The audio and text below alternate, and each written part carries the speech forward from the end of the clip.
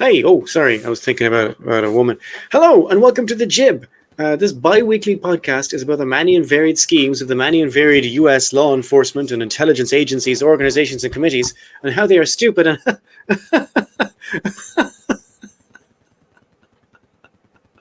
funny. Join us on our merry journey through space and time. I'm trying to see if I can make that laugh longer and longer each episode. Okay, nobody will notice. Don't worry, it's fine. Okay, hi, my name is Barry. You might remember me as the guy who let the dogs out.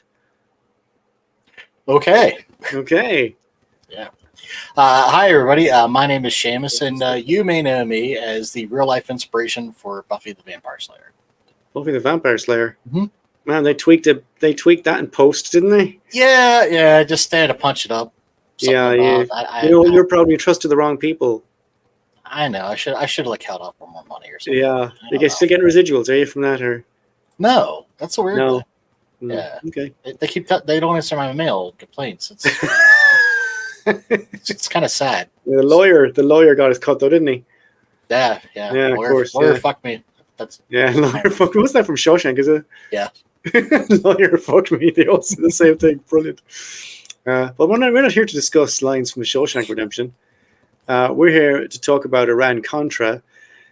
And this is something I've been meaning to do for a while, but it's so complicated and difficult that I said, no, I can't. So I wrote it this week, right? And in the middle of the week, I gave up. I just gave up. There's no way to cover this in any way that makes sense of it, right? So what I've done is I've just outlined the main events of every year of this thing, and you're going to have to put it together in your minds. This is like a sort of a Mad Libs thing, really. So they sold weapons to this guy, and they did it. It's kind of a Mad Libs thing, but it really happened in the real world, and I need you to assemble it for me, because I have not done so. I'm just going to give you the breadcrumbs, and you put it together yourself, right? It's one of these interactive podcasts, right? So what you're saying is you didn't want to do a four-parter. You just wanted to do... I didn't want to do a four-parter. This is also true, but also the real problem is, and I'm not ashamed to admit this, that I was unable to cobble together a sensible narrative given the facts. But here are what the things that we know, right? So I'm going to start in 1979. It was a very good year. A very good year, but not for anywhere in the Middle East. In 1979, after a series of battles and riots, the Sandinistas, led by Daniel Ortega.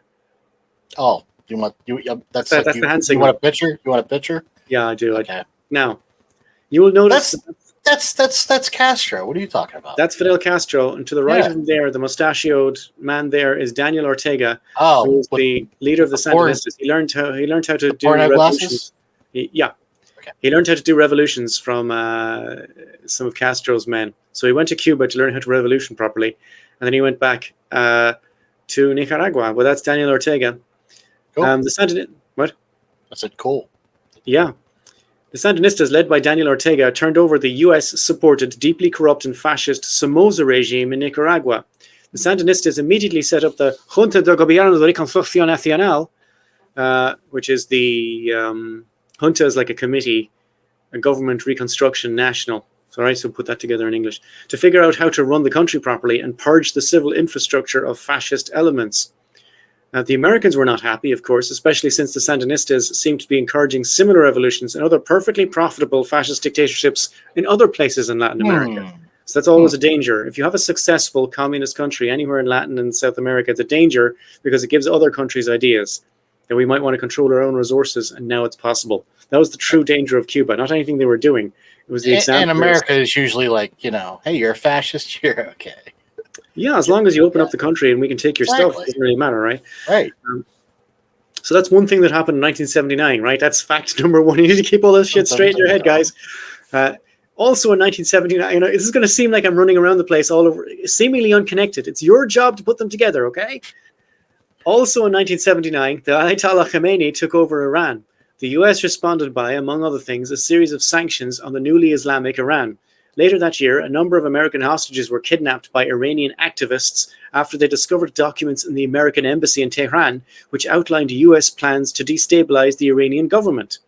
When speaking about this the day afterwards, Khomeini called the US Great Satan, and in the same speech, he called Israel Little Satan, right? All right, why not? That's fun. That's cute, It's amazing how things change over time, isn't it? Yeah, it's totally different. Right. Now, little Satan. Oh, now we're going to roll into 1980. I imagine so. Some Israelis were like, "Hey, come on!" Monica Begin was like, "Hey, little, fuck you." Yeah. Now we're in 1980. In 1980, Ronald Reagan was elected president of the United States. Also in 1980, under US guidance and encouraged by Saudi Arabia, Iraq, led by Saddam Hussein, invaded Iran under the Heard of that guy. Yeah, Saddam Hussein, you remember him, right? Invaded Iran under the mistaken impression that the recent political upheaval made it weak. There was suddenly a rich market in weapons, with countries all over the place selling lots of delightful machines to both sides, often at the same time. This thing was a money factory, selling guns. Oh my God. That's fact. Another fact. Keep all these things straight in your head, okay? It's going to come together around 1987-ish, 1986, 1987. Also in 1980, the Sandinista government launched a massive literacy campaign. The illiteracy rate fell from 50% to 13% in 5 months. That's impressive. It is, and that's the only the thing you can really only do with the communist government. Also in 1980, U.S. Congress, passed the Intelligence Oversight Act, which required United States government agencies to keep the relevant House and Senate committees fully and currently informed on any and all secret operations, or as the Act calls them, covert actions. And now we roll into What? I said right. Yep. Now we roll into 1980. I'm very wary of speaking over you, Seamus. That's why I stop all the time. Because every so often you'll say something that's fucking hilarious and I can't afford to miss it. Now we roll into 1981. In 1981, Reagan was inaugurated, because that's how it happens, and immediately made it clear that the US would not be selling arms to Iran because of terrorism. On the same day, Iran announced the release of their American hostages. Now, that's just in case you're not getting... Iran announced the release of their American hostages about 5 minutes after Reagan's acceptance speech. And Coincidence? I mean, that's just something that happened. You guys are going to have to put it together, right? Also in 1981, some Reagan officials conducted some fairly bog standard research to the effect that if Iran didn't get arms from the US, they would just get them from somewhere else, possibly Soviet Russia, which would put Iran under Soviet influence, Cuba style. In order to avoid this, a group of officials recommended that the US ship arms to Iran as soon as it was politically feasible to do so. That's odd. Yeah. I mean, that's an odd thing to say. It's an odd thing to even hear today if you think about how tight we and Iran are, right? So. Also in 1981, Reagan was shot and he spent 2 weeks incapacitated in hospital. Also in 1981, Reagan activated Section 533F of the International Security and Development Cooperation Act of 1980 to cut off all aid to the Sandinista Nicaraguan government. Also in 1981... Can I say something? One other thing real quick? Please. Reagan, when he was shot, he had some of the worst numbers that any president ever had. If he would have maintained that approval rating, he would have not been elected. Oh, wow. I thought his approval rating did well because of the hostage release. Yeah. No? It dipped. Okay. It took a dive. John Hinckley had one job. He had one job to do, and he fucked up. Yeah. And Reagan bounced back, and Do you think his being shot did good things for his approval rating? Yes. Okay. Do you think that's going to happen to Triddly Trump? That's what everybody's thinking now. So, although it didn't work out for Teddy Roosevelt. So, it didn't work out for Kennedy. Right. So there's a reason. There's a reason. Oh, okay, Barry. I'll talk to you after this one. Okay, fair enough. Yeah. All I know is that he wasn't the president after that. Anyway, also in 1981, they activated the 25th Amendment. Also in 1981, Reagan instructed the CIA to secretly support and conduct paramilitary operations against the Sandinistas. These paramilitary operations were conducted by the Contra rebels, just called the Contras, a loose group of anti-Sandinista right-wing terrorist militias, mainly operating out of neighboring Honduras and Costa Rica. Congress found out and they were not happy. Okay, so now the Contras are not really a unified group or anything. They're just gangs of terrorist rebels on the outskirts of Nicaragua on both sides, right? Right. Now we roll into 1982. In 1982, Congress passed the Boland Amendment, which was buried 80% of the way through a very boring appropriations bill. But the exact wording is, prohibits the use of funds by the Central Intelligence Agency or the Department of Defense to furnish military assistance to certain groups seeking to overthrow the government of Nicaragua. Now that to me seems pretty clear. Right? Yeah. Okay, also in 1980... Yeah, and I believe, sorry, apologies if you mentioned this and I forgot if you did, but I believe the first edition of the Boland Amendment didn't include the language specifically to Nicaragua, that they only changed it later because there was suspicions of certain things going on. So like, oh, we need to be perfectly clear. I didn't mention this in the piece, no, but they did change the wording. The original wording wasn't so much about Nicaragua. It was because the wording said something like, it says there, prohibits the use of funds to furnish military assistance. Yes. So they kind of got around it by giving them things that were not technically military assistance. It's all bullshit. So they had to reword it. Yeah. Also in 1982, under the Annual Intelligence Authorization Act, this happens every year, Congress rejected all funding to the CIA for any counter-revolutionary activities in Nicaragua. Wink, wink, also nudge, in 1982. Yeah, wink, wink, nudge, nudge. Like, yeah, wink, wink, nudge. Well, not really. I mean, the Congress was very clear about it. Right. In a the Congress was not meeting Reagan halfway at all, which is quite rare, because, anyway. Also in 1982, Reagan signed a top-secret National Security Decision Directive 17, which authorized $19 million to the CIA to support the Contras. This directive also instructs to maintain trade and credit to Nicaragua as long as the government permits the private sector to operate effectively. Now, that's the condition. Right. As long as they permit the private sector to operate effectively. Nothing about democracy, nothing about human rights. Fuck all that. As long as the government permits the private sector to operate effectively. That is the only condition that they were to maintain credit to Nicaragua. And that's... You're not supposed to say the quiet part out loud, right? No, talk about democracy, talk about human rights. Say these people are bad for whatever. No, as long as they permit the private sector to operate effectively. Fucking Schweinhunten. Also in 1982, the Sandinista government received accolades from the World Health Organization and UNESCO for their exceptional public healthcare system. I'm not calling it exceptional. The World Health Organization is. Okay, again. Now, meanwhile, the Sandinistas, by the way, are not perfect. They did a bunch of stupid shit, but I'm not going into it now because it's not relevant. The point is they revolutionized the country. They had a fantastic public healthcare system, and they clearly invested a lot of money in education as well. Also in 1982, a CIA team blew up 2 bridges in Nicaragua and mined Corinto Harbor. When Senator Barry Goldwater, who you will remember from the 60s, chairman of the Senate Intelligence Committee throughout Iran-Contra, found out about it, he said, "I am pissed off," which for Barry Goldwater is strong language. Yeah. Right? Also in there's going to be a lot of alsos in this, sorry. Also in 1982, a classified State Department cable said, Sandinista leaders continuously highlight the danger presented by the counter-revolution and link the Contras to alleged U.S. covert action plans. They have displayed captured weapons, ammunition, explosives, and communications gear to the press as evidence of U.S. support.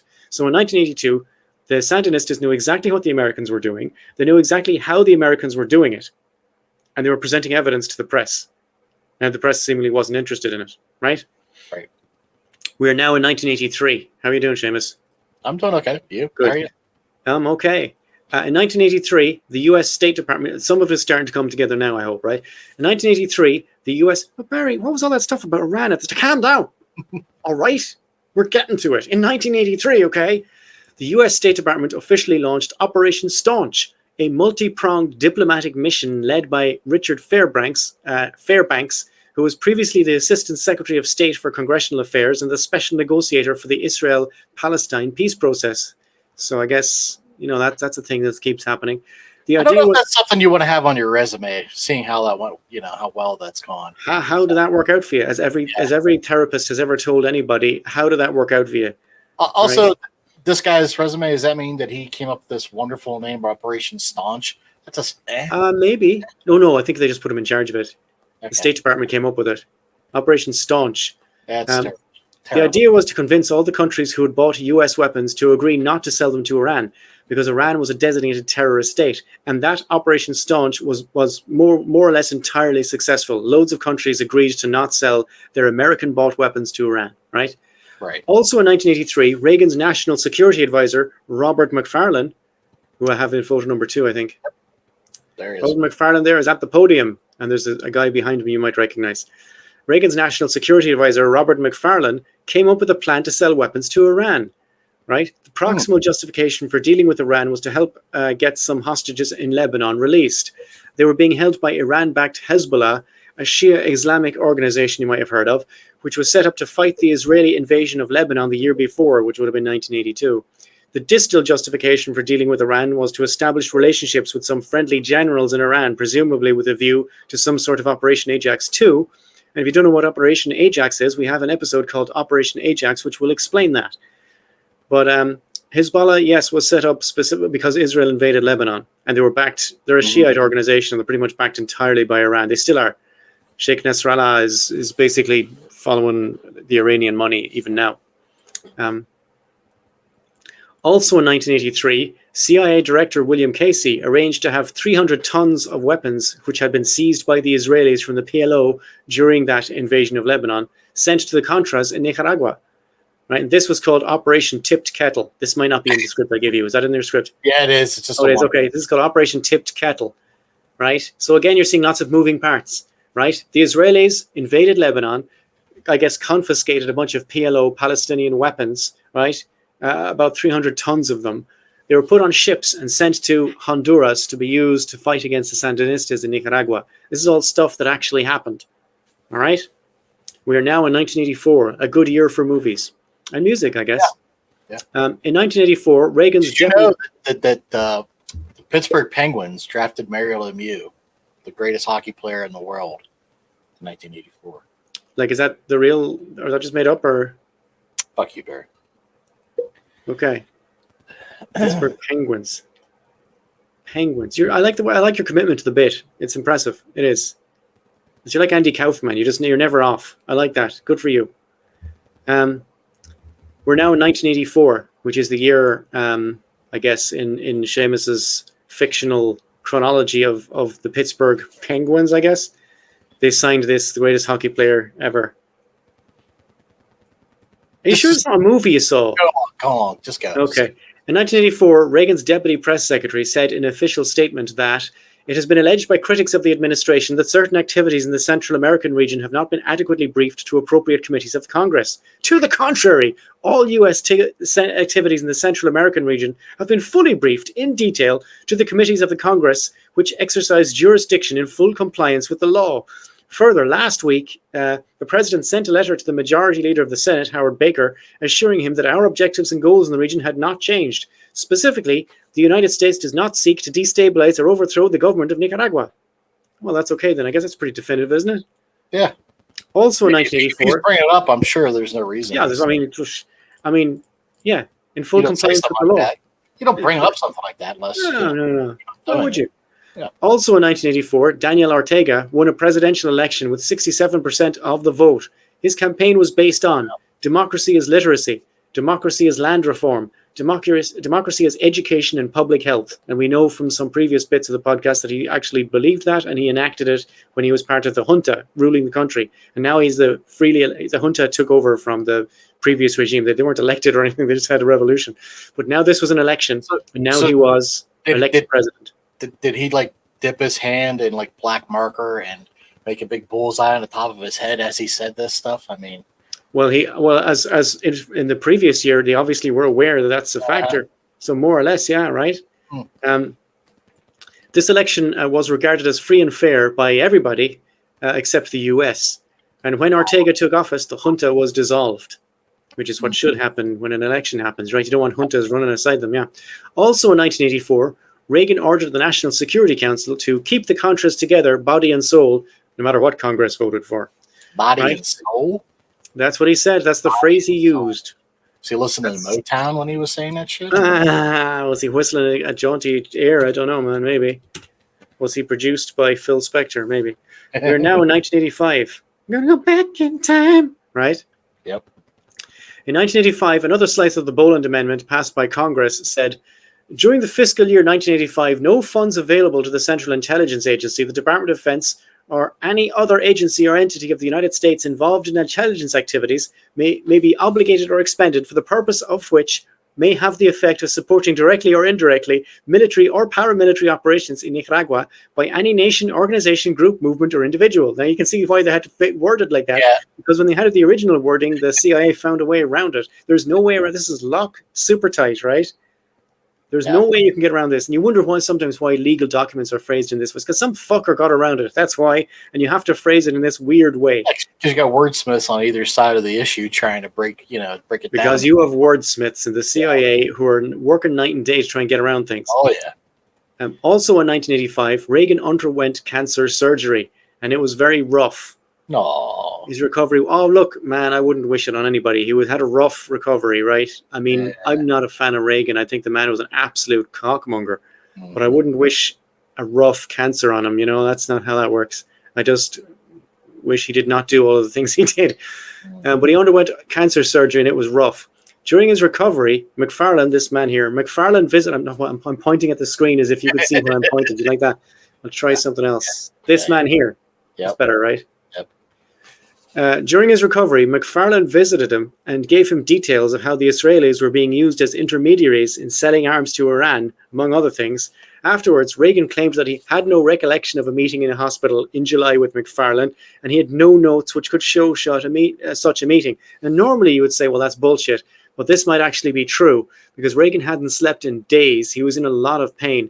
And he was still feeling the side effects of the anesthetic. So he might actually not remember this guy laying out the entire Iran-Contra thing to him.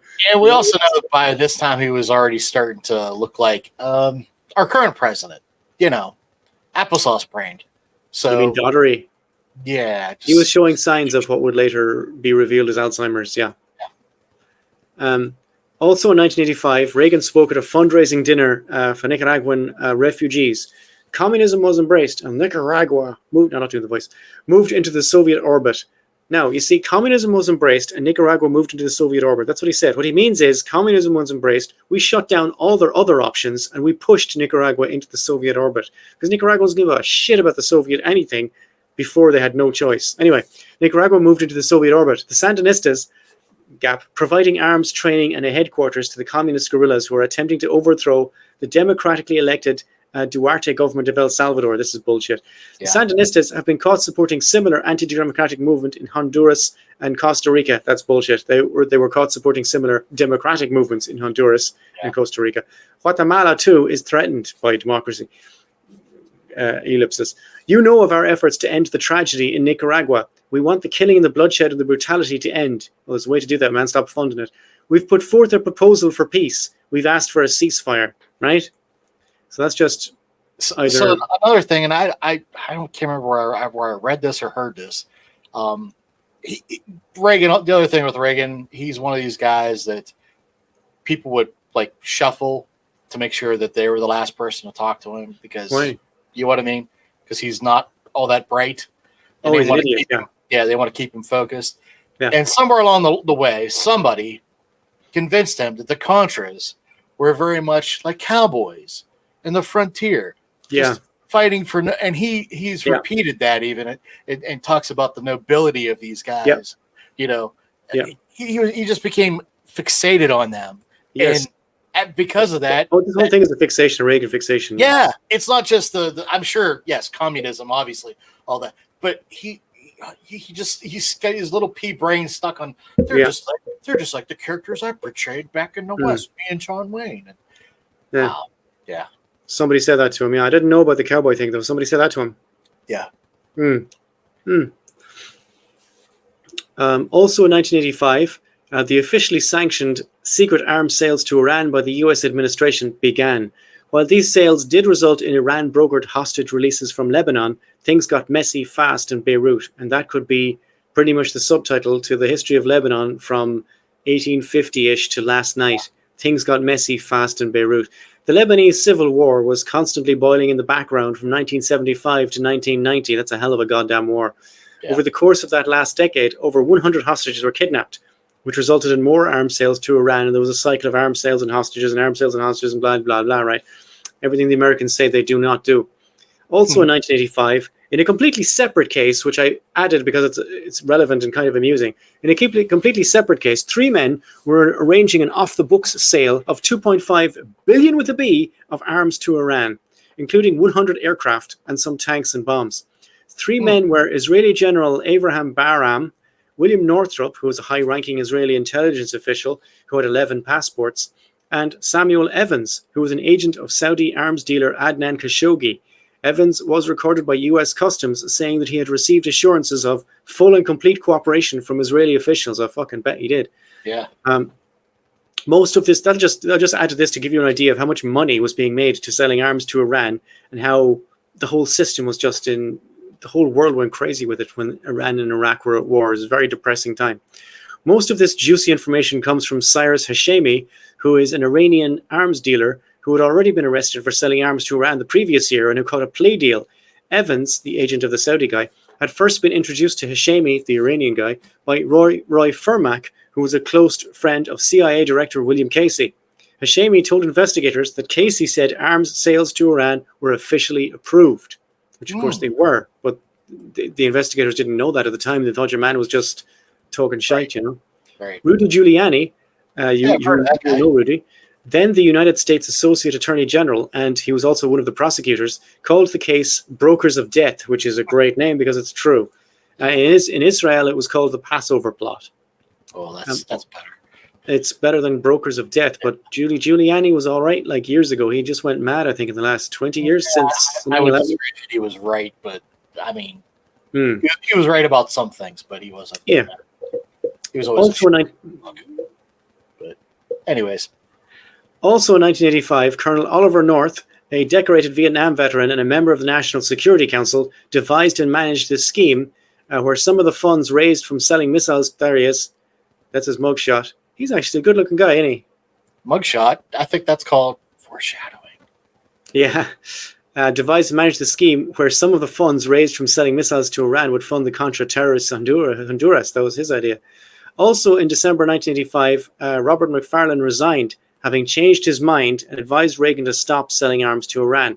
He was replaced by Admiral John Poindexter.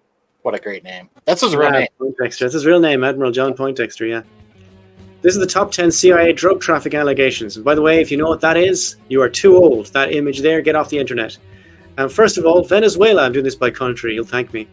Venezuela. In 1990, a botched CIA operation in Venezuela resulted in at least a ton of cocaine being smuggled into the United States and sold on the streets.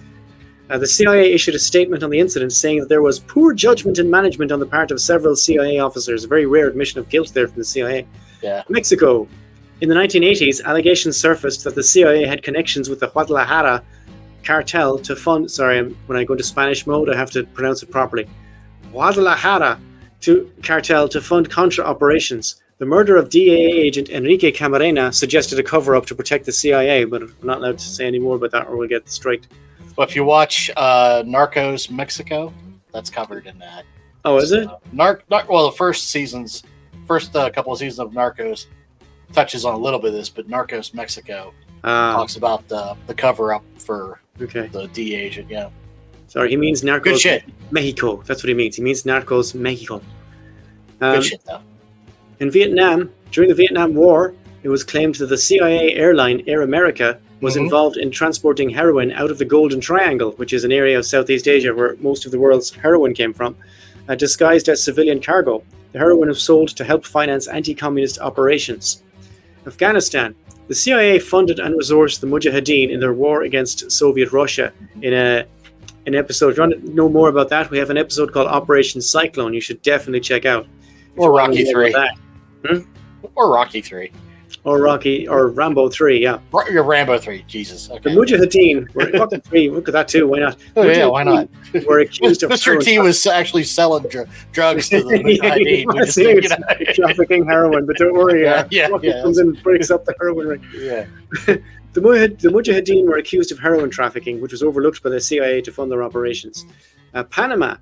Manuel Noriega, the Panamanian director, was a CIA asset, meaning he was well understood to be in the CIA payroll, before being ousted and imprisoned for drug trafficking. CIA planes were loaded with cocaine after they had delivered their supplies in Panama and unloaded in Miami.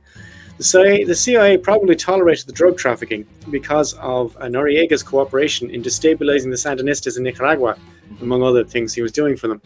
France. In the 1930s, the Corsican mafia was trafficking heroin to the United States. After the war, these mafia traffickers were protected by the CIA because of their cooperation in opposing French communists. Go figure. Yeah. No one hates the communists more than the mafia and the CIA. Right. Lao. During the 1960s and 70s, the CIA was supporting Hmong tribes who were fighting Laotian communists. The Hmong were trafficking heroin to support their anti-communist war. Historian Alfred McCoy said that the CIA did not handle heroin, but it did provide its drug lord allies with transport, arms, and political protection. So, would you call that CIA involvement in heroin. I would call that, yes. I would call it that too. But I guess we're getting, like you said, they have wordsmiths working for them, don't they? Uh-huh. Arkansas, that well-known country. Barry Seal, all Barrys are just something wrong, was a drug trafficker who worked with Colombian drug gangs and allegedly had connections to the CIA. His operations were part of a larger scheme involving the transportation of drugs and arms, particularly in support of Contra rebels in Nicaragua.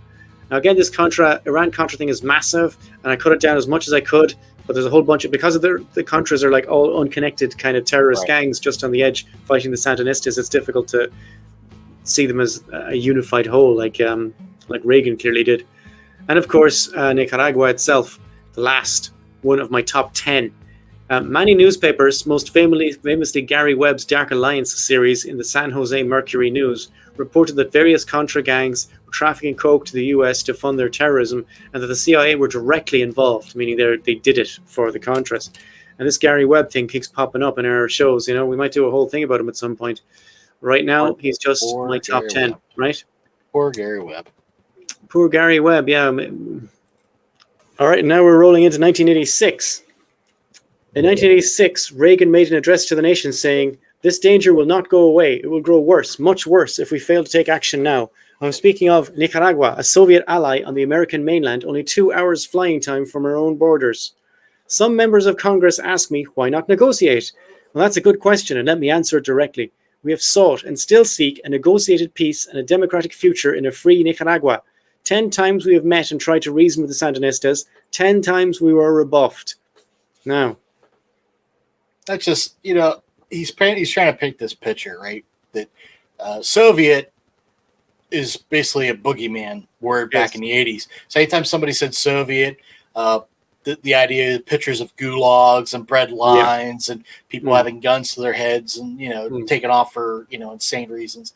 And to say that it's off the coast is basically harking back to like the Cuban Missile Crisis, right? Yeah, so it's all fear. It's all fear. It's all fear mongering. Yes.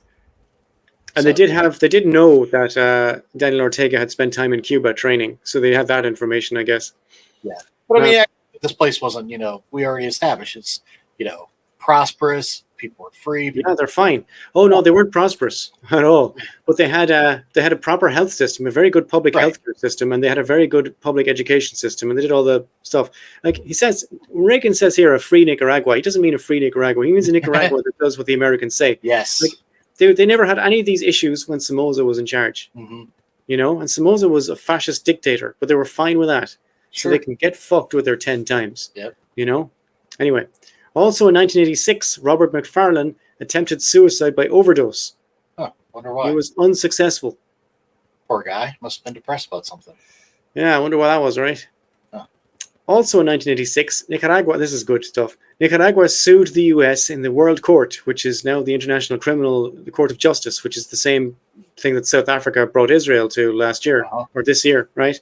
The World Court of the United Nations. The court concluded that the US had committed war crimes by supporting the Contras against the Sandinistas and by mining Corinto Harbor. They also awarded reparations to Nicaragua. And despite the fact that it had signed the treaty accepting that the court's decisions were binding, the US refused to participate even and ignored the rulings. That's funny. I'm sure that'll never happen again. So they would never ignore the ICJ rulings anymore. No, they learned their lesson in the famous Nicaragua case. Yeah. Also in 1986, lawyer Elliot Abrams, operating under guidance from Colonel Oliver North. Sorry, I hate that guy. Which? I hate both these guys, actually. Oh, Oliver North, okay. Flew to London. Abrams too, though. Too. Well, Abrams flew to London to solicit a $10 million contribution from the Sultan of Brunei.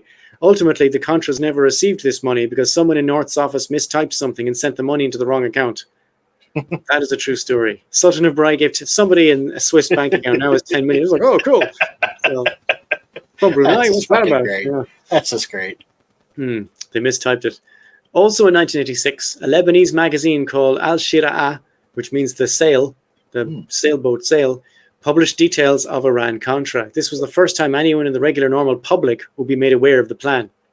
Also in 1986, Reagan admitted in a national televised address that illegal weapons sales had taken place, but that the US did not trade arms for hostages.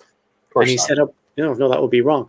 He set up the Terror Commission to investigate, remembering that they passed a law saying that you're not allowed to sell arms to Iran, and immediately got cracking on selling billions of dollars worth of arms to Iran. Right. We're now in 1987. In 1987, the Los Angeles Times reported that Colonel Oliver North had, separate from his Iran-funded activities, because whatever he was doing was literally funded by Iran, unbeknownst to the Iranians, was funded by Iran, established a network of private benefactors and foreign governments to provide additional support to the Contras. This attracted all sorts of mercenaries and weirdos. And one such plan was Operation Pegasus, which was cooked up by a bunch of guys in a hotel room in Miami, like literally just a bunch of dudes in a hotel room in Miami. In Miami? Were they talking really fast when they were doing this? For no apparent reason? Probably. I got this amazing idea, guys. And kept on wiping their nose repeatedly as they spoke. Okay. What we're going to do is we're going to sneak into Nicaragua, steal a Soviet helicopter, use that as the escape vehicle, and raid a gold mine on the way home. That was literally Fuck yeah, we are. Fuck yeah. Okay. Anyway, yeah, pretty much, right? I mean, that can't have been too far off. Newspaper reports at the time called these people a bunch of Rambos. The Los Angeles Times went on to report that the efforts were so uncoordinated and the people involved were so undisciplined that mercenaries generally are no longer welcome in the battle zones. What they mean is not welcome by the Contras. Right? Also in 1987, the Tower Commission produced their report, which stated, using the Contras as a front and against international law and US law, weapons were sold using Israel as intermediaries to Iran during the brutal Iran-Iraq war. The US was also supplying weapons to Iraq, including ingredients for nerve gas, mustard gas, and other chemical weapons. That's nothing to do with this podcast. That's just a quote from the Tower Commission. The main thing is that they pretty much busted them, right?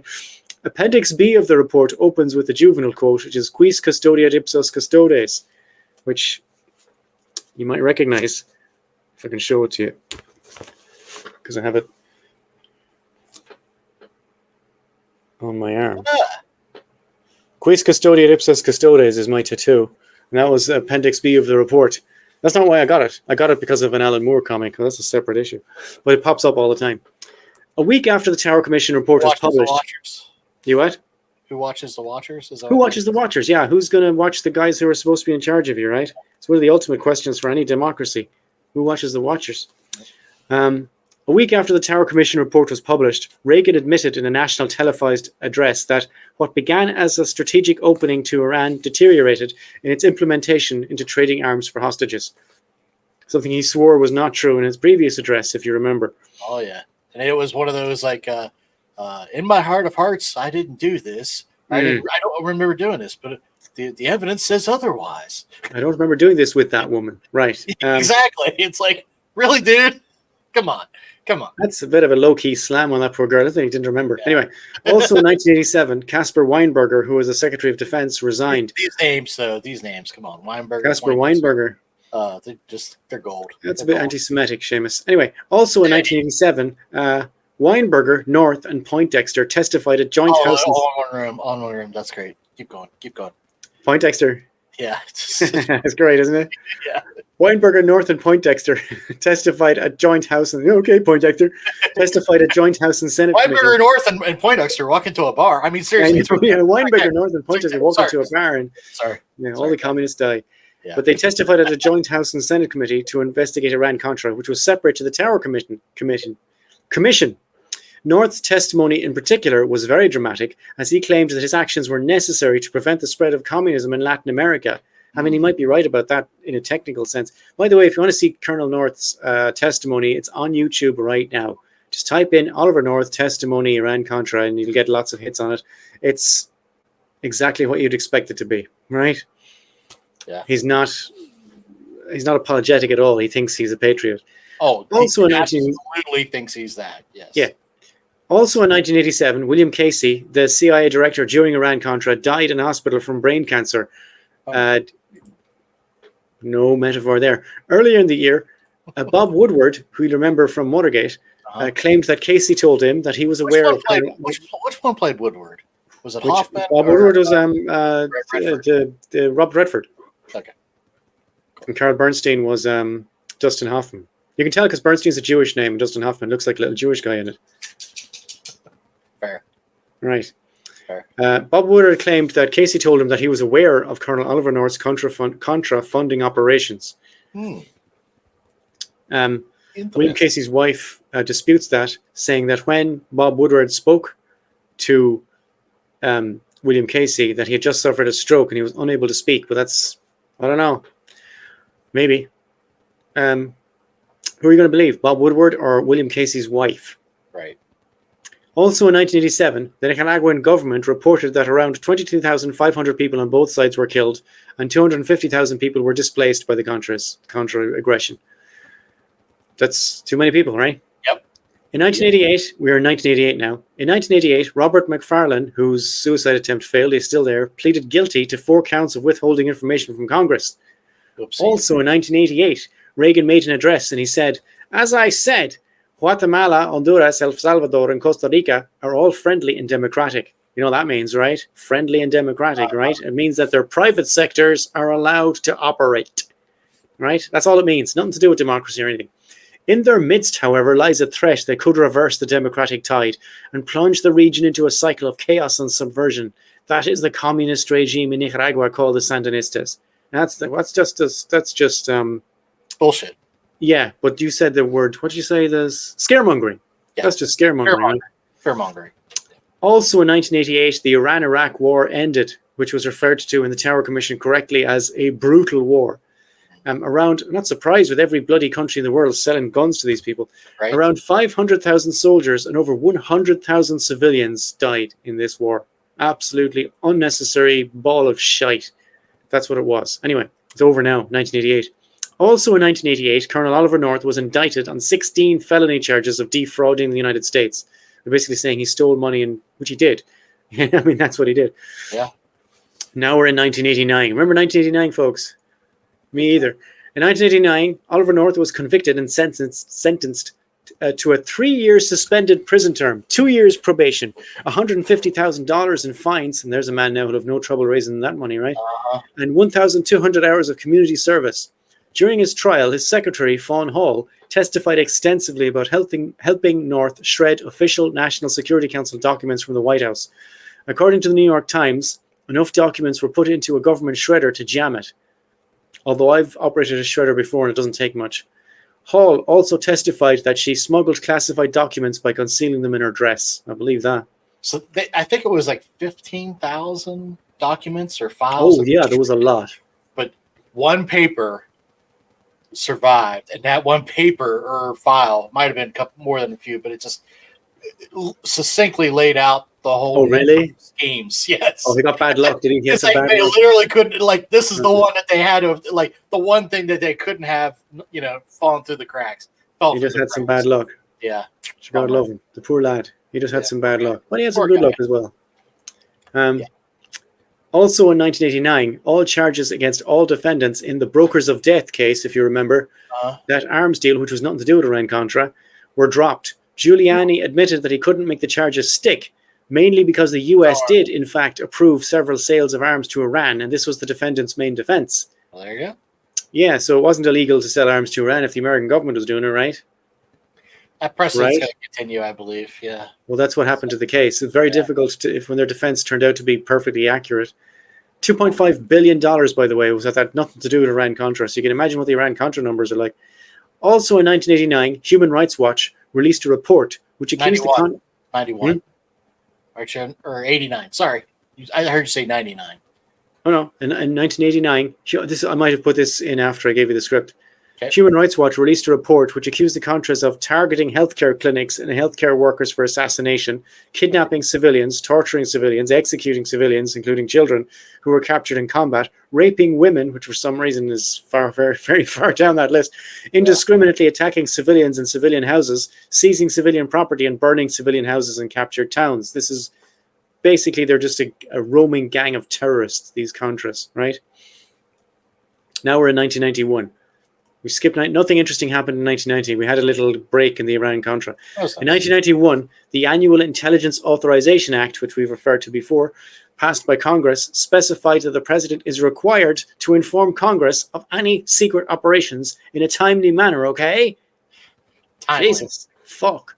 Also in 1991, all convictions against Colonel Oliver North were reversed on the grounds of the immunity he arranged in exchange for testifying before Congress about his role in Iran-Contra. And in fairness to the system, I think there might be a great value in hearing what he had to say about it, given that he was so honest. And that might be worth vacating his convictions to get that in the public domain. Because he's just one guy, but this was a massive operation, you know? Right. Also in 1991, Colonel Oliver North wrote a book where he claimed Reagan knew of and approved a great deal of what went on with both the Iranian initiative and private efforts on behalf of the Contras, and he received regular detailed briefings on both. I have no doubt that he was told about the use of residuals for the Contras and that he approved it enthusiastically. That sounds about right to me. So there's something else, and I apologize. I probably should have looked this up before the episode, but I swore whenever George H.W. Bush was allowing somebody to write a biography about him, he let him have access to some of his diaries. In one of his fucking diaries, he fucking admits to all this shit. Really? Yeah. In the diary? Yes. Oh, okay. Yeah. Just fucking gold. Today I talked to Laura about the beans. The beans were okay. Also talked to Ollie. Good job selling those guns and monies to the fucking Nicaraguas. Good times. Jesus Christ. Yeah. I like pork rinds. Sorry. I like pork rinds. We're in 19. We're going to skip across the years now because the Iran-Contra thing is fading out. In 1992, Robert McFarlane, along with everyone else who was convicted in connection with Iran-Contra, including the Secretary of Defense Caspar Weinberger, was pardoned by George H.W. Bush. Got a pardon. I like beans. In 1993, Weinberger was appointed chairman of Forbes magazine. This is like the end, the end bit of Watergate where they tell you what happened to the guys. Weinberger was appointed chairman of Forbes magazine. In 1994, 5 years after leaving office, Reagan announced that he'd been diagnosed with Alzheimer's disease. And as we said, I know he was kind of showing signs of it during, right? Yeah. In 2001, Oliver North was hosting his own show on Fox News called War Stories. Awesome. He landed on his feet there. Before, huh? They're okay. That's all right. In 2018, Oliver North was elected president of the National Rifle Association. Oh, never hear anything bad about the NRA. No, the NRA are fine. Well, didn't last long, but he was elected president. And we have the last picture there, which is Ortega 2. This time it's personal. Hey. In 2021, Daniel Ortega was elected president of Nicaragua, which is where he is right now. He is the current president, the guy I've been talking about for the last how many decades. Biden has banned him and his officials from the U.S. Oh, I'm glad nothing changes. It's almost like we're in, the 11th term of Reagan or something. I don't know. It's Daniel Ortega. Yeah. And that is pretty much what I have to say in Iran-Contra. Now, you can see why I had such trouble nailing the whole thing together or trying to hook up this to that. And the whole thing was like, the red string, paranoid, Fox Mulder thing. And I couldn't put it together. So instead, I just list out the important points and let you put it together. Good luck. I wish you luck on your travels, friends of the podcast. Good luck to all of you. But that is all I have to say about it. And now we have a different thing. We do? We do. What's it called? The news. What's in the news, isn't it?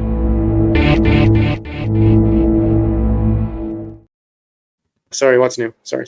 Okay. Yeah. So just before every podcast, myself and Seamus put in FBI and CIA into Google, and we hit the news tab, and we pick up things from this week that we find interesting or funny or whatever. And the point is to illustrate that they're doing, although we're talking about historical things, they still do that shit now. What have we got for FBI? Honestly, its pickings are pretty slim. You might have heard about this thing about a shooting of one of the guys running for president, so that seems to be dominating the news. I guess it's hard to pick out the non-shooting stuff from the FBI feed, isn't it? Yep. So the last episode we did, I talked about how the FBI raided the mayor of Oakland's office and shit. Yes, you did. So she's been firing shots back at them, basically saying that they're abusing. It's all because she fired the police chief. Okay, and the police chief was FBI friendly. Yes, he had some political connections, yada yada. That's yada, yada. A lot of, but great. But now, so she fires back, and I believe it was either today or yesterday. The police station there at Oakland has been seized with warrants from the FBI for files. So, okay. So we'll see what Case happens moves if ahead. anything. Yeah. The other thing worth mentioning is there seems to be a big push against China, which is nothing new, I China, guess. the FBI. Yeah, that they keep Go on. saying the Chinese Communist Party is trying to infiltrate and spread influence propaganda and do sort scams and whatnot against. You just said you think it's overstated. I believe so because it seems like previous they're podcast really pushing it. They seem to be really pushing this. Yeah. So And they're pushing it so hard, it must be fake. You mean? They're pushing it so hard on my little, I'm thinking COINTELPRO, what the fuck's up? You know what I mean? Yeah. I can be totally off. It seems a little bit egregious is all I'm saying. So okay, it's egregious. Just a little bit much. Oh, okay. Maybe. I'm a Scorpio. Oh, nice. Okay. Is that it? Yeah, that's all I got. Well, then we're going to roll into my CIA stuff. Okay. Well, the Donald Trump shooting stuff is much easier to disentangle from the CIA. So this is my first CIA link. Was Donald Trump shooter Thomas Matthew Crooks set up by the FBI, the CIA, and the Secret Service? Jeez. This is on Business Today, and I haven't read the article, but the answer is no. Yeah. Another one is my next link is, I guess, roll it. Where the hell is William Burns? William Burns, William Burns. Where the hell is William Burns? William Burns this week. Qatar. Where the hell is William Burns? William Burns, William Burns. Where the hell is William Burns? William Burns this week. Yeah, he's in Qatar. He's in Doha in Qatar to talk to Egyptian and Israeli officials in the hopes of closing remaining gaps in the framework of the Gaza hostage and ceasefire deal. So good luck, William Burns, with that. Yeah. And my third link is very interesting if you're following this story, and why would you be? CIA did not buy Erdogan government's story on 2016 coup attempt. Two inside sources from the CIA have cast doubt on the Turkish government's narrative regarding a coup attempt in 2016, which many believe was a false flag operation designed to consolidate the power of President Recep Tayyip Erdogan. I can promise you that it was. All right. But it's funny that it's just now coming out that they're, yeah, well, I guess they have evidence for it now instead of just being obvious. They have actual evidence for it. Some things are obvious, but you can't demonstrate it, Sure. So that's in Nordic Monitor, and the whole article is long as balls, and it's just interesting as balls too. If you're interested in the Turkish situation and how he's playing the Muslims against each other and how he's trying to deal with Europe, he's juggling a lot of chainsaws there, Erdogan. Anyway, those are my links, and that is our What's New, and I guess that is our episode. Sweet. How do you feel about that? Good shit. Okay. Good well, shit. Thank you for listening to us, and thank you also for your assistance in nailing the narrative together, which I'm sure you'll all do in your own time at home, and take as long as you like. Just keep replaying the episode and shuffling around in your head and see if you can make any sense of it, because if I wrote this down as a James Bond script, it would be rejected for being ridiculous and unlikely. You have to have some kind of sense or meaning to it, So that's what happened. I guess we'll be back in 2 weeks, will we? Yep, 2 weeks, and 2 happened. weeks we'll be talking about some other shit. I have no idea. Part 3 of the Lavender Scare. God damn it, Barry. No, it will not be part 3 of the Lavender Scare. Okay. So. Okay. He wouldn't say that unless it was, in fact, going to be part 3 of the Lavender Scare. He's just trying to... Only the true Messiah would reject his divinity. See you guys. Bye, everybody. See you in 2 weeks. Bye.